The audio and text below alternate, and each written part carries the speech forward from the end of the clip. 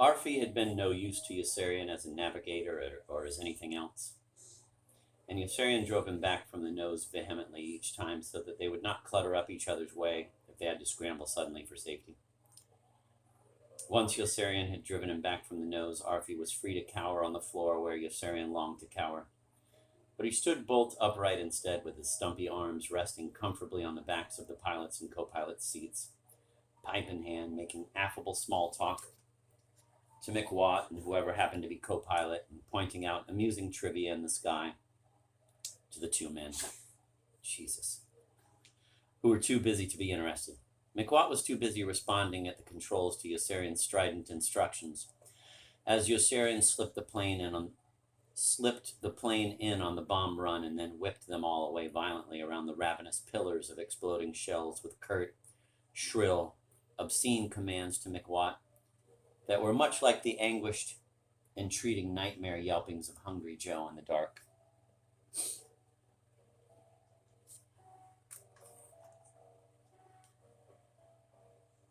Arfi would puff reflectively on his pipe throughout the whole chaotic clash, gazing with unruffled curiosity at the war through Mick Watt's window as though it were a remote disturbance that could not affect him. Arfi was a dedicated fraternity man who loved cheerleading and class reunions and did not have brains enough to be afraid. Jeez.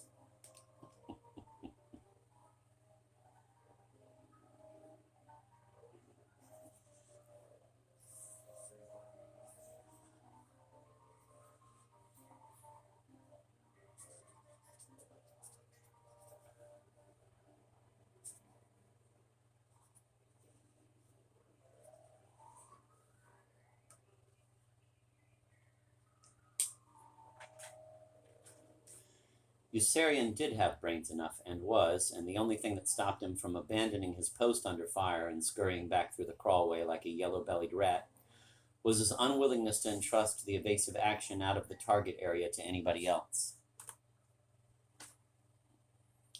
There was nobody else in the world he would honor with so great a responsibility.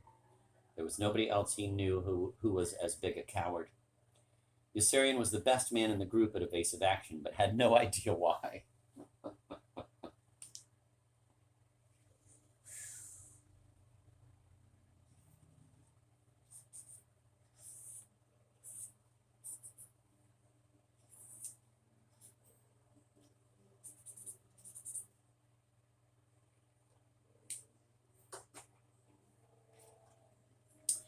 There was no established procedure for evasive action.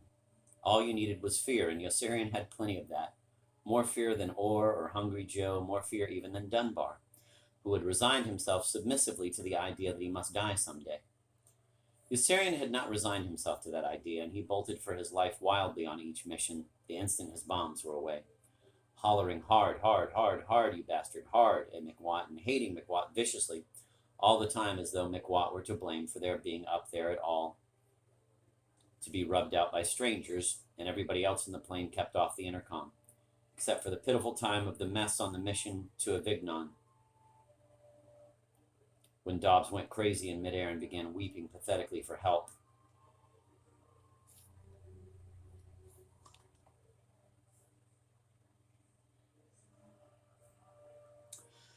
Help him, Dobbs sobbed. Help him, help him.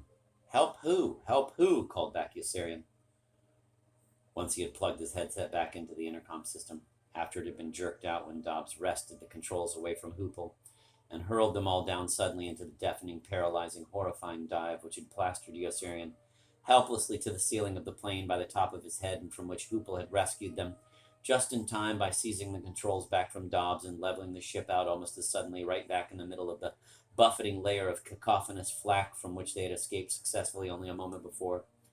Oh God, oh God, oh God, Yossarian had been pleading, wordlessly as he dangled from the ceiling of the nose of the ship by the top of his head, unable to move.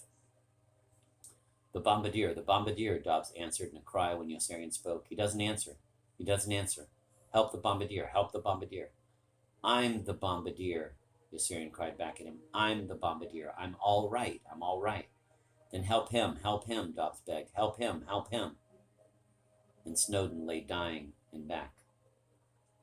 6. Hungry Joe.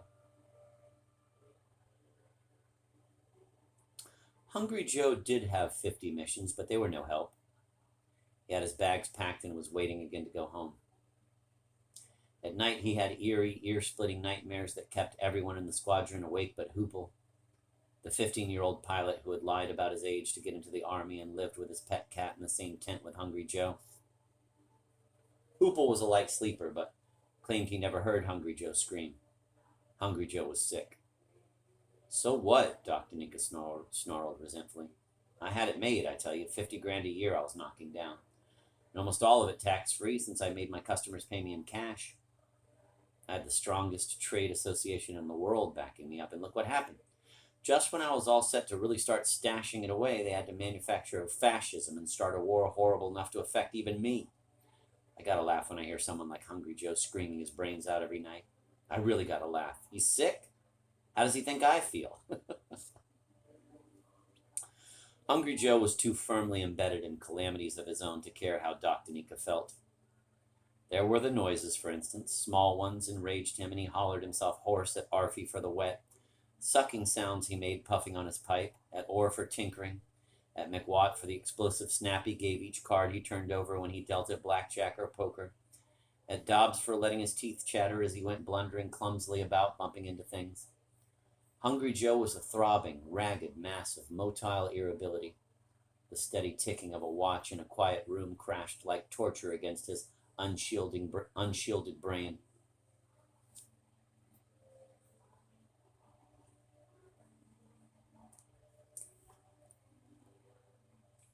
Listen, kid, he explained harshly to Hoople very late one evening. If you want to live in this tent, you've got to do like I do. You've got to roll your wristwatch up in a pair of wool socks every night and keep it on the bottom of your footlocker on the other side of the room. Hoople thrust his jaw out defiantly to let Hungry Joe know he couldn't be pushed around, and then did exactly as he had been told. Hungry Joe was a jumpy, emaciated wretch with a fleshless face of dingy skin and bone and twitching veins squirming subcutaneously in the blackened hollows behind his eyes like severed sections of snake. It was a desolate, cratered face, sooty with care like an abandoned mining town. Hungry Joe ate voraciously, gnawed incessantly at the tips of his fingers, stammered, choked, itched, sweated, salivated, and sprang from spot to spot fanatically with an intricate black camera with which he was always trying to take pictures of naked girls. They never came out. He was always forgetting to put film in the camera or turn on lights or remove the cover from the lens opening. It wasn't easy persuading naked girls to pose, but Hungry Joe had the knack. Me big man, he would shout. Me big photographer from Life magazine. Big picture on heat, big cover. See, Hollywood star. Multi-dinero, multi-divorces, multi-ficky-fick all day long. Few women anywhere could resist such wily cajolery, and prostitutes would spring to their feet eagerly and hurl themselves into whatever fantastic poses he requested of them. Women killed Hungry Joe. His response to them as sexual beings was one of frenzied worship and idolatry. They were lovely, satisfying, maddening manifestations of the miraculous, instruments of pleasure too powerful to be measured, too keen to be endured,